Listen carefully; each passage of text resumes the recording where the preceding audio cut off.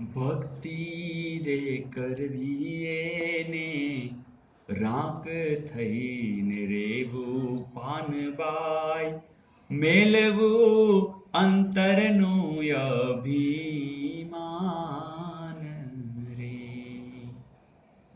જી હા, ગંગા સતી ગંગાબા કહળસંગ ગોહિલ, એમની શિષ્યા એટલે કે પાનબાઈ.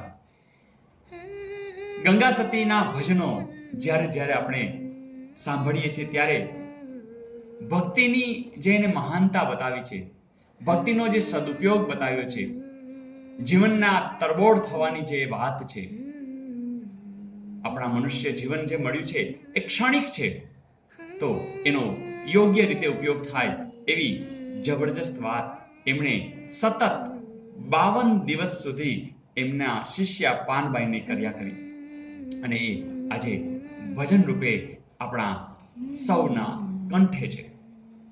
ગંગા સતીનો જન્મ ભાવનગર જિલ્લાના રાજપરા ગામે થયેલો.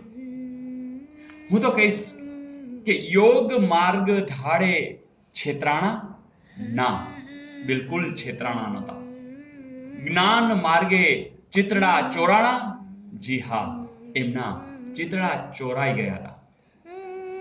53મા દિવસે જ્યારે સમાધિ લીધી એ પહેલા એની એક દિવસની પાનબાઈને અનુસંધાને એક ભજન રૂપે કે વીજળીના ચમકારે મોતીડા પરો પાનબાઈ, મેરુ તો ડગે એના મનડા ડગે ની પાનબાઈ, કે પછી શીલવંત સાધુને વારે વારે નમીએ જેના બદલે નહીં વર્તમાન રે. આઠે પોર આનંદમાં રહેતા એ ગંગા સતીની રચનાઓની અંદર અહીં મેં થોડું એવું પણ જોયું છે કે યોગ માર્ગ અને જ્ઞાન માર્ગે એ વળેલા.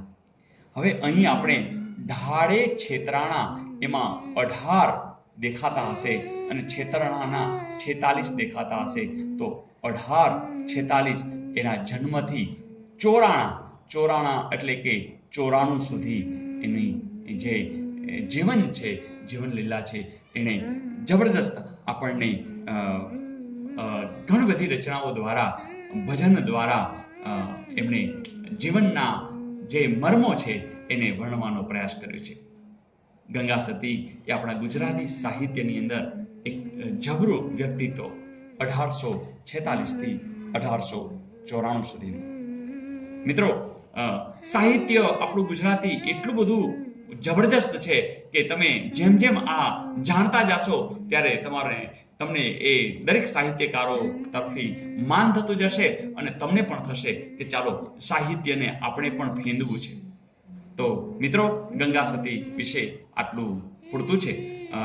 વધુ આપણે નેક્સ્ટમાં જોઈશું.